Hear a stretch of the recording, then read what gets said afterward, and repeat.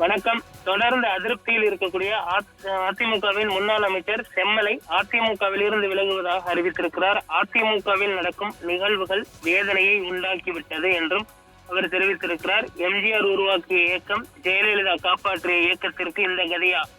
கற்பூரம் கரையலாம், கட்சி கரையலாமா? நோகுதையா, மனசு நோகுதையா என வேதனையுடன் தற்பொழுது அவர் இந்த கடிதத்தினையும் தற்பொழுது வெளியிட்டிருப்பது குறிப்பிடத்தக்கது.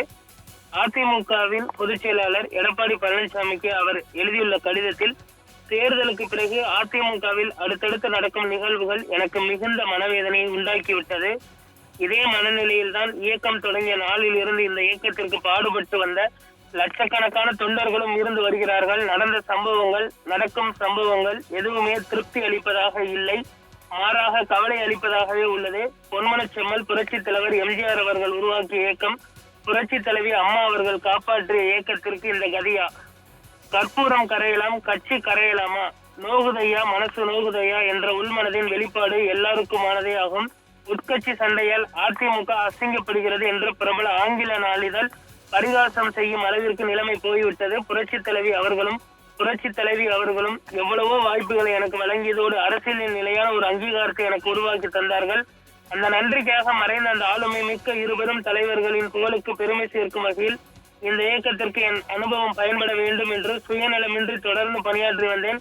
புரட்சி தலைவி அம்மா அவர்களின் மறைவுக்கு பிறகு எனக்கு பல வாய்ப்புகள் மறுக்கப்பட்டன, தடுக்கப்பட்டன. அதை பற்றி கூட நான் கவலைப்படவில்லை.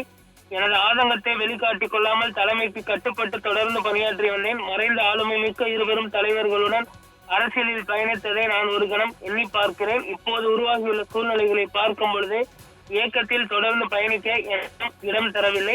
மனம் வேதனைப்படுகிறது. எவ்வளவோ வாய்ப்புகளை எனக்கு வழங்கியதோடு அரசியல் வானில் அடையாளம் காட்டப்பட்ட ஒரு ஒளிரும் நட்சத்திரமாக என்னை ஆளாக்கி அழகு பார்த்த மறைந்த இருவரும் தலைவர்களின் ஆன்மாக்களிடம் நான் எடுத்த இந்த முடிவுக்கு மன்னிப்பு கோரி கனத்த இதயத்தோடு நான் வகிக்கும் பொறுப்பில் இருந்தும் கட்சியில் இருந்து விலகிக் கொள்கிறேன் என்பதை தலைமைக்கு வருத்தத்துடன் தெரிவித்துக் கொள்கிறேன் என்று தற்பொழுது செம்மலை அவர்கள் தெரிவித்திருக்கிறார்.